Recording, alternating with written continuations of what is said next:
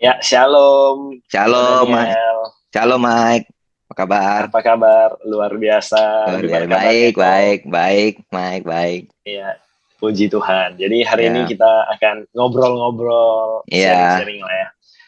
Pengen dengar banyak dari Ko Daniel. Boleh, sebelumnya boleh perkenalkan diri dulu. boleh, Biar, boleh. Ini ngomong-ngomong nah, podcast pertama juga ya. Ini podcast yes. pertama kita Perdana, berdua. perdana. Betul, Perdana, perdana. betul. Jadi kalau ada salah-salah kata, ya mohon dimaklumin. Pertama kali juga kita. Ya, Betul, boleh. betul. Kenalin, nama saya Perkenalkan Daniel. diri ya. Ya, nama saya Daniel. Kebetulan sekarang kebetulan lagi domisili lagi di Australia. Jadi kenal Mike juga teman gereja lah ya. Kita teman gereja, jadi udah kenal ya lumayan lah ya kenal. Terus gue pribadi pernah sekolah dulu di sekolah Kristen dari kecil. Jadi bisa dibilang kenal Tuhan Yesus dari kecil lah ya. Terus lalu cuman benar-benar lahir baru, mengalami perjumpaan pribadi dan lahir baru itu mungkin sekitar umur 20 tahun gitu dan ikutin retret saat itu ngalami lahir baru di sana. Jadi sejarahnya juga mungkin sebelumnya pernah ikut juga gereja-gereja dari konservatif, pernah ikut beberapa ibadah di beberapa gereja konservatif sampai sekarang mungkin juga gereja yang mainstream gitu. Jadi ya itu sih kurang lebih background lah ya tentang ini kita itu Iya. ya. Oke, menarik nih, kok. Tadi hari ini Ya, kita sebenarnya mau bahas tentang bahasa roh ya. Ya. Cuman ya, sebelum masuk ke topik kita, tadi Koko ada mention Koko dari kecil udah Kristen. Tapi ya. umur 20 tahun baru lahir baru. Mungkin bisa dijelasin nggak kok, maksudnya bedanya Kristen dari lahir sama lahir baru itu apa bedanya?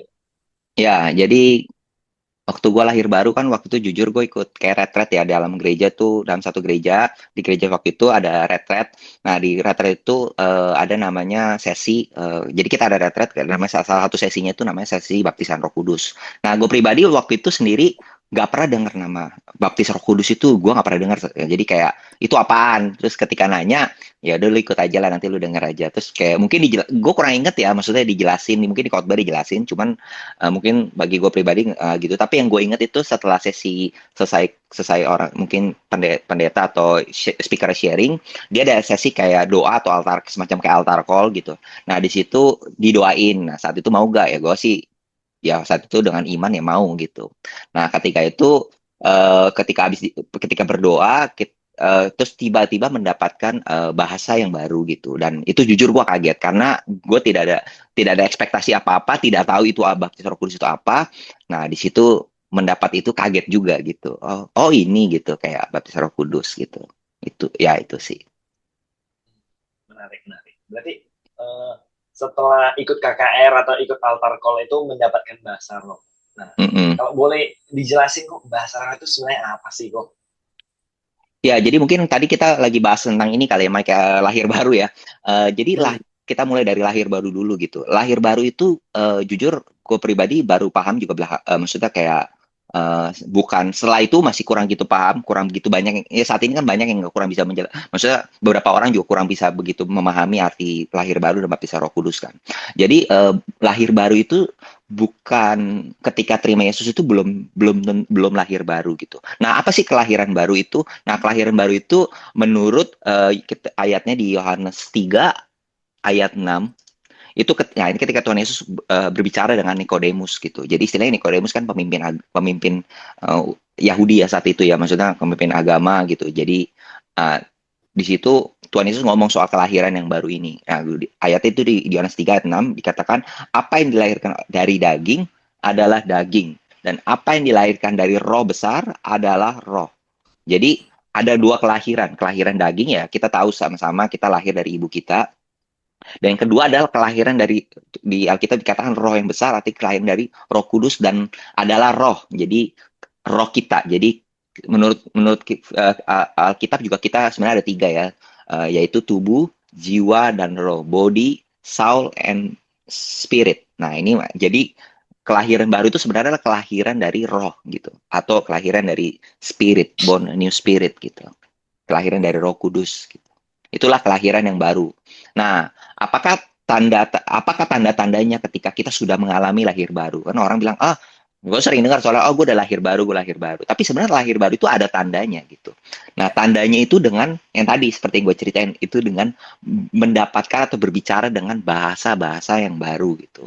Jadi seperti dikatakan di Markus 16 ya. Markus 16 ayat 17 sampai 18. Nah, gue bacain aja ayatnya. Tanda-tanda ini akan menyertai orang-orang yang percaya. Mereka akan mengusir setan-setan demi namaku. Dan yang kedua, mereka akan berbicara dalam bahasa-bahasa yang baru bagi mereka. Ada 5, tapi kita kita bahas yang ini aja, yang bahasa-bahasa yang baru. Jadi tanda-tandanya adalah yang baru adalah berbicara dengan bahasa-bahasa yang baru. Menarik. Berarti bahasa-bahasa yang baru ya, banyak bahasa Ya, berarti ya. Berarti betul. salah satunya itu adalah bahasa roh gitu.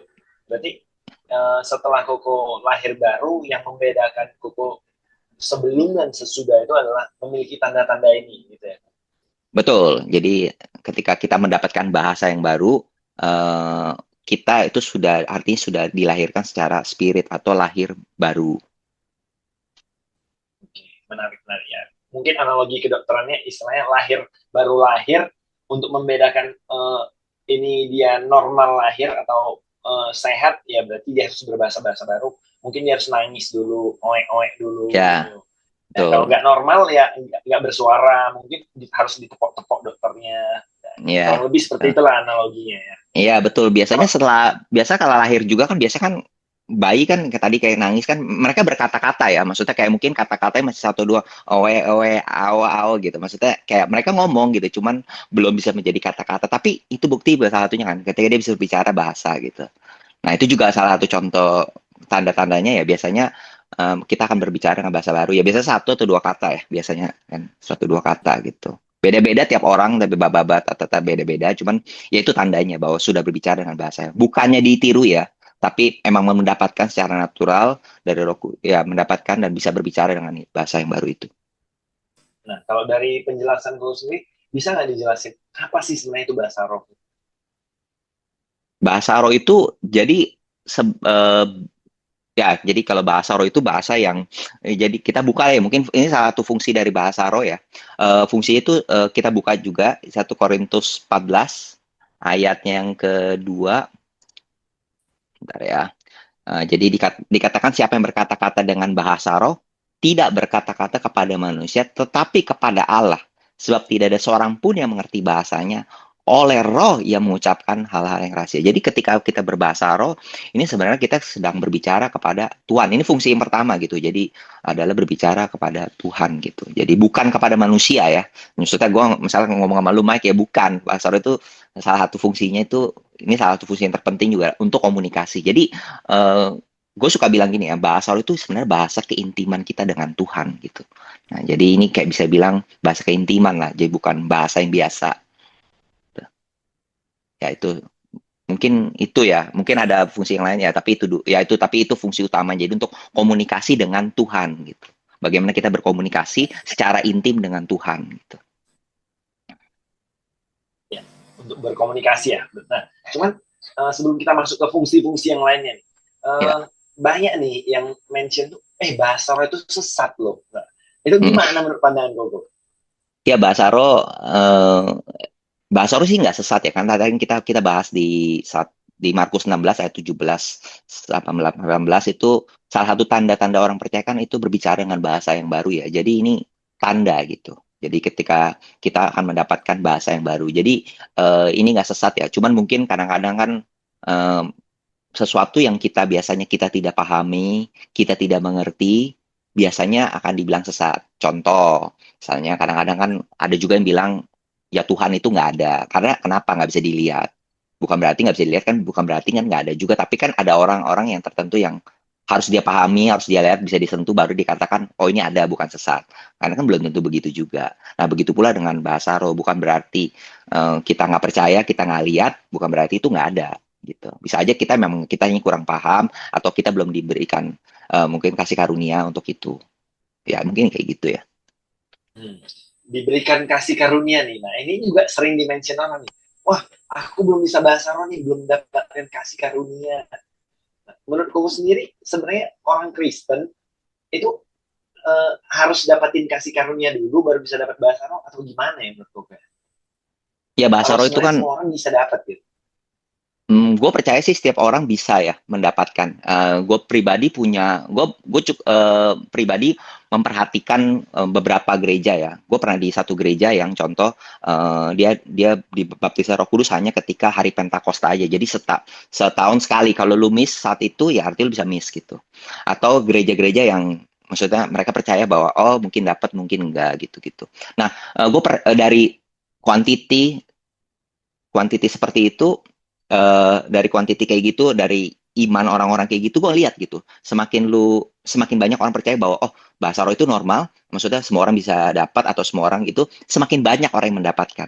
Semakin sedikit atau semakin sedikit quantity yang mendoakan gitu, juga semakin sedikit orang yang mendapatkan. Jadi sebenarnya gue percaya itu seperti seperti iman sih gitu. Jadi ketika lu punya iman dan lu memintanya dengan iman, ya tentu aja tergantung Tuhan ya, Tuhan akan memberikan. Tapi gue percaya bahwa Tuhan pasti akan memberikan gitu, karena ada juga ayatnya kan di ada ayatnya juga kan Tuhan akan memberikan ketika kita meminta, dia tidak akan memberikan pada masalah ular ya. Jadi tidak melalui ular, tapi dia akan memberikan Roh Kudus.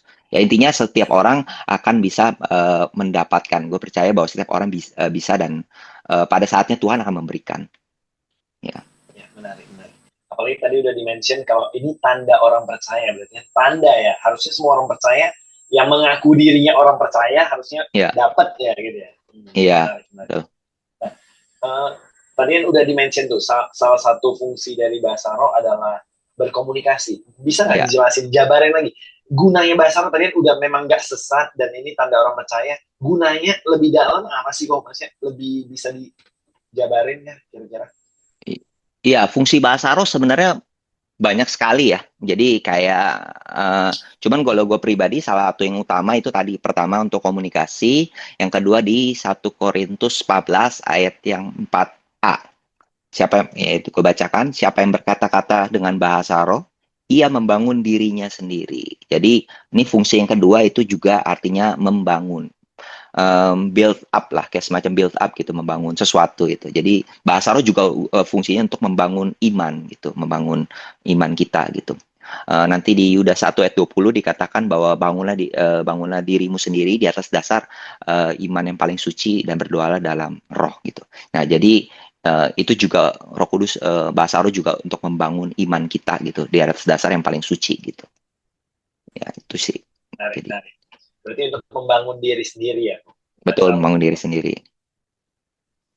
Selain itu kok ada lagi nggak kira-kira fungsi? Hmm, banyak ya, cuman kalau ditanya begini gue jadi nggak keinget apa ya. Mungkin Mike bisa jelasin, Mike bisa bantu. Kira-kira apa ya? Nah, Ya. kita sharing-sharing juga kan.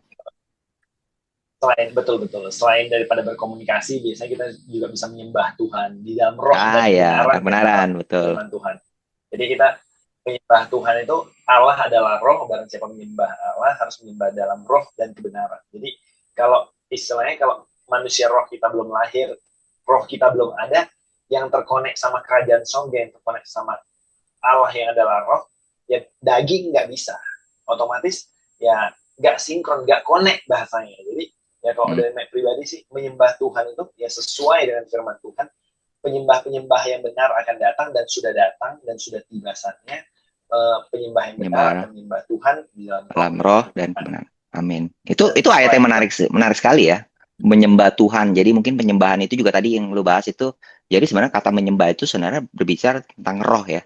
Jadi kayak sesuatu yang menggunakan roh kita. Contoh satu dengan berbahasa roh adalah dalam kategori itu adalah penyembahan. Dan sebenarnya yang unik adalah Bapa menghendaki penyembah-penyembah roh dan kebenaran, penyembah dalam roh dan kebenaran, dan Bapa menghendaki penyembah-penyembah yang demikian. Artinya ya Bapak sendiri mencari penyembah kayak gitu. Mungkin artinya nggak begitu banyak orang yang benar-benar memahami dan melakukan itu dengan konsisten ya, mungkin.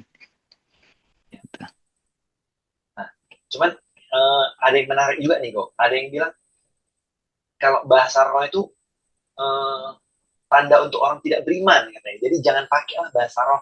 Itu menurut kok di gereja itu harusnya pakai bahasa roh atau enggak sih? Ya, pertanyaannya menarik ya.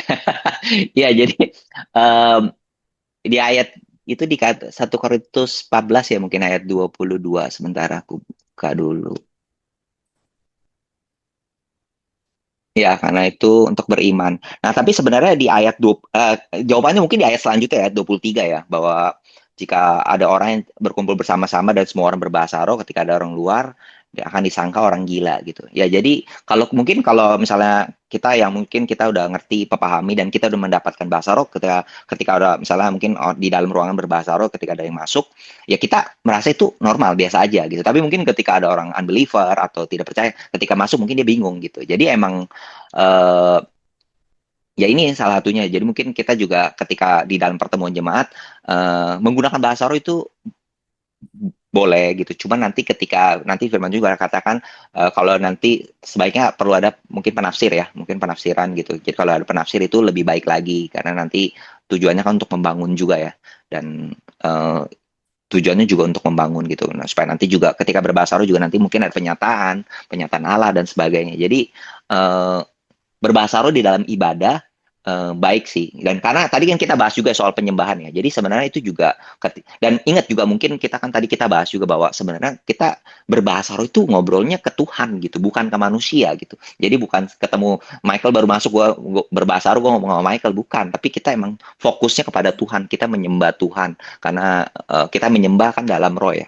Ya, dalam menggunakan roh kita gitu. Bukan menggunakan akal budi kita gitu. Itu sih. Ya. Ya. Berarti yang perlu di take notes itu bahasa roh itu bahasa kita dengan Tuhan, bahasa Ya, penyembahan kita dengan Tuhan, bukan ya, bahasa yang dipakai untuk ke manusia. Karena ketika ya kita betul. pakai bahasa roh, ya namanya Ya, raba-raba, sandal lama, tanggal sandal lama bekas. ya, Nah, ya. kita ngomong ke manusia akan dianggap gila ya, akan Ya, dianggap gila. kurang lebih lah. Tapi ketika kita berkata-kata kepada Tuhan, ketika kita menyembah Tuhan di dalam gereja, kita pakai bahasa roh kita, itu bukan suatu hal yang gila, karena tujuannya bukan ke manusia, sekali lagi bukan Betul. kepada manusia begitu. Ya. Benar-benar. Nah, apakah dengan bahasa roh orang itu lebih beriman atau gimana sih? Ya, itu bahasa roh itu kan tadi kan kita bahas ya, artinya membangun iman di atas dasar yang paling suci gitu. Jadi sebenarnya iman itu juga ada kualitas-kualitasnya ya. Jadi mungkin seperti kalau misalnya kita mau mungkin misalnya contoh kali ya, contoh simpel mungkin nasi goreng kali ya. Nasi goreng kalau misalnya bahan bakunya misalnya timun. Nah, timunnya yang mungkin harganya misal contoh aja ya 50.000 50.000 10 pieces atau tomat misalnya 100.000 10 pieces udah pasti ketika dijual harga nilainya pasti beda dibandingkan mungkin timun harganya 5.000. Anyway, gue nggak tahu harga, cuman asal ngomong aja nih sebagai contoh gitu. Maksudnya eh, bahasa roh itu kita seperti kata di Yudas itu kita membangun di atas dasar yang paling suci. Jadi kualitas bahannya itu adalah yang paling berharga, paling suci, paling paling berharga lah. Jadi nanti ketika kita sudah membangun terus di atasnya nanti akan kelihatan ke di ujungnya itu kualitasnya pasti berbeda gitu. Nah, kalau maksudnya kalau mau jadi Kristen yang rata-rata ya menurut ya mungkin bisa lihat lah nggak banyak orang kan pakai bahasa roh nanti mungkin bisa akan menjadi Kristen yang lebih rata-rata tapi kalau mau lebih dari extraordinary lebih dari rata-rata mau lebih kualitas yang lebih artinya kita harus melakukan sesuatu yang lebih atau berbeda lah nah ini bahasa roh ini kualitas yang berbeda gitu membangun di atas kualitas yang terbaik. Ya. Berarti kan ada yang mau untuk membangun dengan kualitas terbaik, ada yang membangun rata-rata gitu. Betul. Berarti kan tadi dengan berbahasa roh kita membangun diri sendiri. Nah, pertanyaannya kalau ada yang nganggap, aduh, bahasa roh itu bikin malu lah, malu. Aku kan nggak ngerti bahasa roh itu artinya apa, nggak ada penafsirannya. Itu menurut lo gimana tuh? Sebenarnya ini kan gue juga pribadi sering sharing bahasa roh ini ke teman-teman dan gue ngerti sekali gitu bahwa ketakutan atau mungkin nggak enak segala macem gitu ya wajar sih apalah ya wajar gitu tapi menurut gue ini ketakutan atau ini yang wajar tapi tadi kita tetap perlu pakai ya karena apa ya tadi sorry pertanyaannya apa tadi diulang. Ya, jadi kan ada orang yang nganggap, aduh, bahasa roh itu malu lah, aku malu bahasa roh karena aku nggak ngerti bahasa roh itu artinya apa, nggak ada Oh ya. penafsir juga. Menurut kamu masih perlu dipakai nggak kira-kira? Ya Nggak usah lah. ya perlu jadi sebenarnya seperti kita sama Tuhan aja ya kan Tuhan kan nggak kelihatan ya. Tapi bukan berarti kita nggak berdoa kan. Maksudnya kita tetap percaya gitu. Ketika berbahasa roh kita kan tidak paham ya. Tapi bukan berarti kita tidak jadi tidak pemakai kan. Bahasa itu benar-benar penting karena itu bahasa keintiman gitu.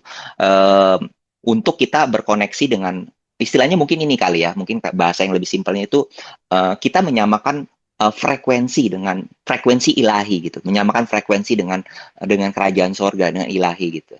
Jadi supaya nyambung gitu, supaya kita connect, kita satu frekuensi itu kita memakai bahasa Arab. Contoh mungkin kayak mungkin Michael pernah gak kira-kira ngobrol sama orang yang kira-kira nggak satu frekuensi gitu kayak ngomong itu nggak nyambung. Pernah nggak ngalamin kayak aduh ini orang kayak kalau ngomong Pernah, kok pernah. nggak nyambung gitu kan, kayak kok nggak Ya, nyambung ya gitu, kayaknya mau ngomong lama aja nggak bisa kan.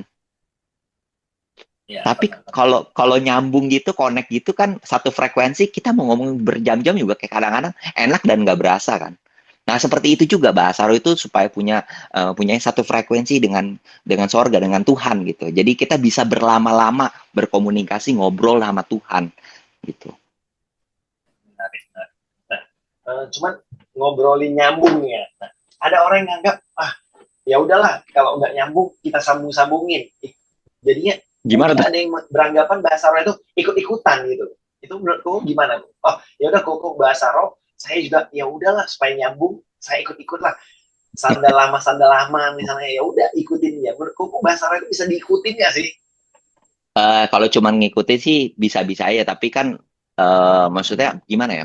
Bukan, maksudnya kalau dipaksa cuman dihafalin doang bisa, cuman kan itu tidak natural ya. Maksudnya kalau gue tidak sarankan sih. Jadi untuk kalau kecuali kita benar-benar sudah mendapatkan dan kita natural itu keluarinnya, kita itu boleh gitu. Tapi kalau cuma diikut-ikutin doang untuk awal ya nggak ya jangan lah gitu. Maksudnya itu juga bahasa roh itu sebenarnya bukan buat diikut-ikutin gitu. Tapi ketika kita sudah dapat, kita berbicara terus, kita menggunakan terus, nanti baru akan ada pertumbuhan. Jadi bahasa roh juga akan bertumbuh ya. Maksudnya nggak cuma satu dua kata aja, tapi nanti kalau kita pakai terus, kita akan bertambah, secara kosakata akan bertambah, nadanya akan lebih baik. Seperti bayi lah gitu, bayi kan ketika baru lahir kan masih ao gitu, mungkin satu dua huruf ao ewe ewe ewe, tapi ketika dia sudah semakin besar dia akan semakin ya otomatis naturally dia akan bertambah gitu, bukannya dia mungkin ya kelihatannya dia ikut-ikutan ya awal-awal papa mama, tapi kan nanti lama-lama ya nanti dia bisa berkata-kata satu-satu, tapi bukan ya mungkin kelihatannya ikut-ikutan awal-awal tapi lama-lama dia akan membentuk kata-kata lebih banyak gitu ketika naturally ketika sudah lebih besar, mungkin gitu kali ya. Ada yang bingung nggak mungkin dengan penjelasannya? Enggak, clear, clear. Menarik, menarik. Clear ya, sip sip. Nah, ya. Berarti kalau dari Koko sendiri, bahasa roh itu selain daripada untuk berkomunikasi, ini Mbak, Hmm. masih ada lagi nggak loh fungsi-fungsi yang lainnya yang benar-benar menekankan kalau bahasa roh itu penting banget gitu buat orang Kristen yang nggak cuman sekedar Kristen dari lahir, tapi ya dia harus lahir baru untuk mendapatkan bahasa roh itu harus didapetin dengan cara seperti apa? Kalau bahasa roh didapatkan dengan cara seperti apa sih? Eh, ada tiga ya menurut Alkitab gitu, dari pencurahan Roh Kudus langsung ketika kita lihat dengan para rasul di upper room. Mungkin nanti kalau ayat-ayatnya nanti tinggal ditambah, maksudnya kayak nanti ditambahin aja gitu. Yang kedua itu ketika setelah apa ya, pembacaan firman atau setelah sharing firman, biasa itu yang Petrus lakukan juga di kisah para rasul. Dan yang terakhir yang paling umum ya di antara semua yang gue juga dapetnya dari situ ada penumpangan tangan atau didoain orang lah bahasa gampangnya. Jadi ada tiga cara. Jadi kalau ada orang, gue pernah ngobrol sama temen dia tiba-tiba nih gue dapat tiba-tiba di rumah gitu. Jadi gue bukan di gereja tapi dapat dari rumah ketika lagi berdoa pribadi dia dapat. Nah itu salah satu salah satunya itu dari yang tadi gitu. Salah satu yang pencurahan langsung. Ada juga yang setelah dapetinnya ini gue dapat ketika setelah ada sharing firman gue mendapat iman dan gue minta dan gue langsung dapat gitu. Jadi ini adalah tiga cara yang tertulis di dalam Alkitab sendiri. Jadi tiga cara mendapat, ya itu tiga cara Alkitabiah lah ya mungkin dalam bahasanya untuk bahasa roh. Menarik, menarik. Ya, tadi kan Koko ada mention juga teman Koko di rumah ketika dia berdoa, Ya, dia mendapatkan sendiri. Berarti salah satu fungsi bahasa roh itu juga sebenarnya untuk berdoa kepada Tuhan. ya Berdoa. betul. Nanti firman Tuhan sendiri bilang berdoa dengan keluhan yang tidak terucapkan. Terucapkan. Ya kan? Nah, Ya betul, uh, amin. kalau dari Koko sendiri, itu kan berdoa dengan bahasa roh, dengan keluhan yang tak terucapkan. Emang nggak bisa kok berdoa dengan akal budi? Maksudnya berdoa dengan, ya udah kita bahasa Indonesia atau bahasa Inggris mungkin, atau mungkin speakernya orang Chinese, ya dia pakai bahasa Mandarin aja gitu. Ngapain pakai bahasa roh? Iya, ini pertanyaan bagus banget ya. Gue suka banget pertanyaan ini dan menurut gue ini pertanyaan yang penting ya untuk kenapa sih harus bahasa roh. Nah betul, jadi ini salah satu jadi ini juga dikatakan mungkin kita buka ya. Jadi 1 Korintus 14 sebentar ayat ke 14 gitu. 14 dan 15 ya. Saya bacakan sebab jika aku berdoa dengan bahasa roh, maka rohku yang berdoa, tetapi akal budiku tidak ikut berdoa. Jadi apa yang harus kubuat di ayat 15? Aku akan berdoa dengan rohku, tapi aku akan berdoa juga dengan akal budiku. Aku akan menyanyi dan memuji dengan rohku, tapi aku juga menyanyi dan memuji juga dengan akal budiku. Di sini jadi ada dua ya. Jadi satu berbicara yang berdua dalam roh, satu berbicara dan berdua ada akal budi. Tadi juga bahkan ada tadi katakan nyanyian dan pujian dalam roh, nyanyian dan pujian dan akal budi gitu. Jadi apakah tadi pertanyaan itu mungkin penting. Jadi ini itu satu kesatuan gitu. Jadi kita harus tetap berdoa dalam roh, tapi kita juga tetap juga berdoa dengan akal budi kita yang kita pahami secara logika akal budi gitu. Jadi ini dua-dua nih satu kesatuan gitu. Jadi bukan salah satu doang, dua-duanya sama-sama penting. Jadi dua-duanya harus kita pakai dalam hubungan kita dengan Tuhan ya, baik dalam pribadi maupun jemaat gitu. Ya, gitu. Jadi mungkin nanti juga kita akan nanti kalau udah itu nanti bisa ada namanya penyanyian roh, pujian dalam roh dan itu exciting gitu. Kalau nanti semakin dalam bahasa roh kita akan semakin menikmati dan mengerti lah, wah ternyata Tuhan luar biasa ya dan kemuliaan untuk nama Tuhan gitu. Tuhan dipuji. Berarti ya kita itu harus membangun secara roh dan membangun akal budi kita. Berarti dua-duanya harus main logika dan iman harus jalan ya kok. Berarti Iya, nggak jadi bilang oh ya udah pakai iman aja, logika nggak perlu gitu ya. ya betul. Ya, betul. Jadi kita jangan ini menurut gue salah satu dasar kekristenan juga ya bahwa kita penting untuk mensetarakan roh dan kebenaran. Tadi kan dikatakan roh dan kebenaran kan. Karena kalau kita cuma doa aja gitu misalnya, tapi kita nggak pernah baca firman, ini berbahaya gitu. Begitu pula sebaliknya, doa tapi nggak pernah worship, nggak pernah doa, sorry, nggak baca firman doang tapi nggak pernah worship, nggak pernah doa, ini juga berbahaya. Jadi ini dua-duanya, mungkin seperti makan dan minum lah. Mana yang lebih penting? Dua-duanya penting. Satu makan, satu minum harus dua-duanya. Nggak bisa dipilih. Oh, gue cuma mau makan aja, gue nggak mau minum. Ya nggak bisa juga gitu. Ya sebenarnya kita dalam bersama dengan Tuhan juga gitu. Iya, nanti bahaya. Mati kehausan kan gitu. Kayaknya kita haus juga. Betul, betul, betul. Nah, berbicara tentang bahasa roh, kita tarik mundur sedikit nih ya. Tadi kan Koko sempat mention lahir baru. Kalau misalnya orang Kristen itu nggak lahir baru, itu gimana menurut Koko? Maksudnya tadi kan Koko tadi sempat mention ya, makanya kita tarik mundur lagi. Koko dari kecil udah Kristen, tapi umur 20-an barusan lahir Ya. baru. Emang kalau misalnya nggak lahir baru, so what gitu?